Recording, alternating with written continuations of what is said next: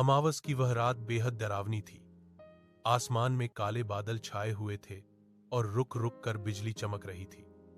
विक्रम अपनी कार से शहर की ओर लौट रहा था, तभी सुनसान जंगल के बीचों बीच उसकी गाड़ी अचानक बंद हो गई। उसने इंजन शुरू करने की बहुत कोशिश की, लेकिन सब बेकार। मदद की तलाश में विक्रम कार से बाहर निकला। दूर उसे एक पुरानी खंडरनुमा हवेली दिखाई दी। भीगते हुए वह उस हवेली के भारी भरकम लकड़ी के दरवाजे तक पहुंचा। दरवाजा हल्का सा खुला था। उसने आवाज दी, कोई है? लेकिन जवाब में सिर्फ हवा की सरसराहट और पुराने दरवाजों की चरचराहट सुनाई दी। जैसे ही विक्रम अंदर गया, उसे लगा कि कोई उसका पीछा कर रहा है।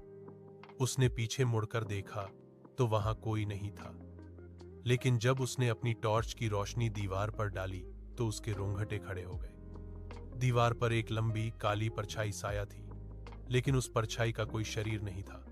वहां विक्रम के अलावा कोई इंसान नहीं था। फिर भी वह साया धीरे धीरे विक्रम की ओर बढ़ रहा था। हवेली का तापमान अचानक गिर गया। विक्रम को महसूस हुआ कि कोई अदृश्य शक्ति उसके ठीक कान के पास सांस ले रही है। वह रात का साया अब दीवार से निकलकर फर्श पर रेंगने लगा था। डर के मारे विक्रम का गला सूख गया।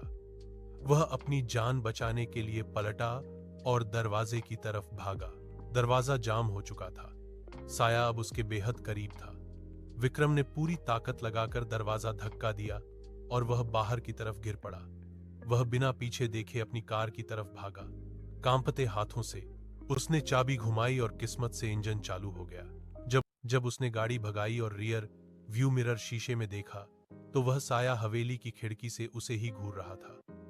उस रात विक्रम समझ गया कि कुछ परछाइयां सिर्फ रोशनी जाने से नहीं बनती, वे अंधेरे का हिस्सा होती हैं।